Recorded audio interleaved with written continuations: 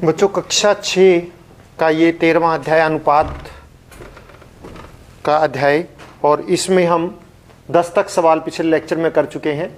और 11वां सवाल देखिए, एक विद्यालय के 1800 विद्यार्थियों में से 750 ने बास्केटबॉल, 800 ने क्रिकेट और शेष ने टेबल टेनिस खेलना पसंद किया है। तो कुल कितने विद्यार्थी हैं पहले तो ये देखिए, कुल विद्यार्थी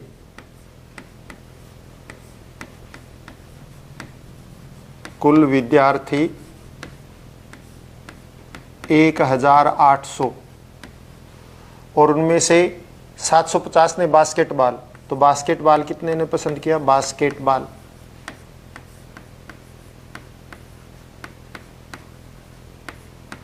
750। 800 ने क्रिकेट,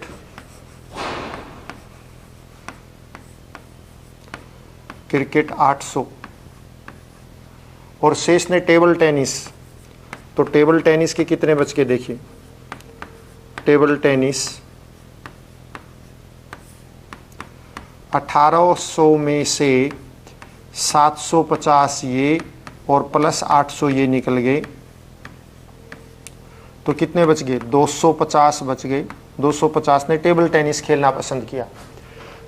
अब देखिए, हमें इन कुछ सवालों का जवाब देना है। ए में दे रखा है बास्केटबॉल खेलने वालों और टेबल टेनिस खेलने वालों का अनुपात।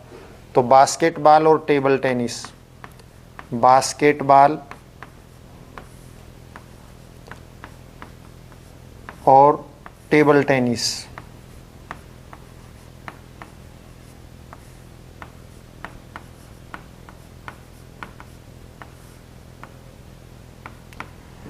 बास्केटबॉल 750 और टेबल टेनिस 250। ये कट गया 0 से 0, 25 तिया 75, 3/1, यानी कि 3:1 आ गया। इसी तरह से बी वाला देखिए, क्रिकेट खेलने वाला और बास्केटबॉल। तो क्रिकेट और बास्केटबॉल, क्रिकेट और नीचे बास्केटबॉल, क्योंकि पहले जिसका नाम होता है उसको ऊपर रखते हैं और बाद में जिसका नाम होता है वो नीचे, बास्केटबॉल। क्रिकेट और बास्केटबॉल का है। क्रिकेट के कितने हैं देखिए, क्रिकेट के 800 और 800, ये 750, 800/750। 0 से 0 काट दीजिए, 5 से ये 16 कटता, 5 से ये 15, तो 16/15, यानी अनुपात आ गया 16:15।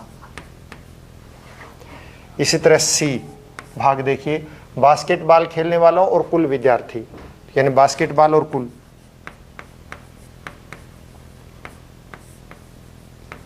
बास्केटबॉल और कुल विद्यार्थी। बास्केटबॉल है 750 और कुल है 1800, तो ये कर दीजिए। 0 से 0 कट गया, 3 से ये 25 आएगा और 3 से ये 60 आएगा, क्योंकि 3 6 के 18, 60, और 3 से फिर ये 5 से 5 आएगा और 5 से ये 12 आएगा, तो 5/12, यानी कि 5:12, ये आ गया हमारा अनुपात। इसके बाद हम नेक्स्ट क्वेश्चन लेते हैं, अगला सवाल। अगले सवाल में देखिए, हमें जो अगला नेक्स्ट सवाल दे रखा है उसको ध्यान से पढ़िए। हम नेक्स्ट सवाल के अंदर एक दर्जन पेन का मूल्य 180 रुपये दे रखा है। देखिए, एक दर्जन पेन का मूल्य कितना दे रखा है? 180।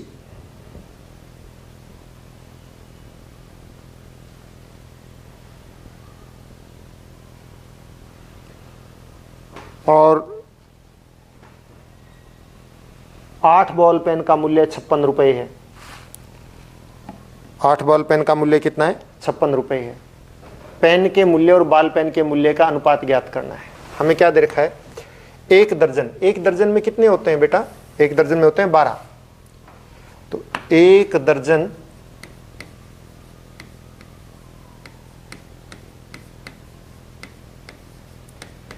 पेन का मूल्य 180 रुपये, यानी 12 पेन का मूल्य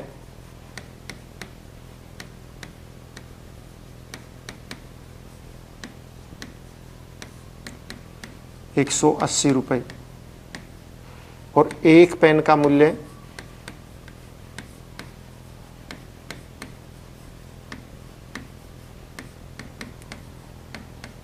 180 बटे 12, 12 एकम 12 और 12 पंजे 60, एक पेन का मूल्य आ गया 15 रुपये।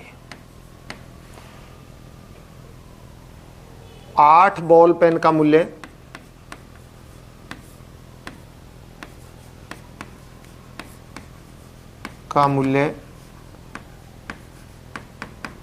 56 रुपये।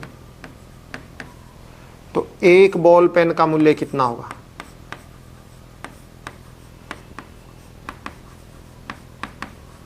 एक का निकालना है तो हमें 8 का जो है कितना है 56 है, तो एक का निकालना भाग में 8 यानी 7 रुपये आ गया। तो हमें एक पेन और बॉल पेन का मूल्य का अनुपात ज्ञात करना है। तो पेन और बॉल पेन,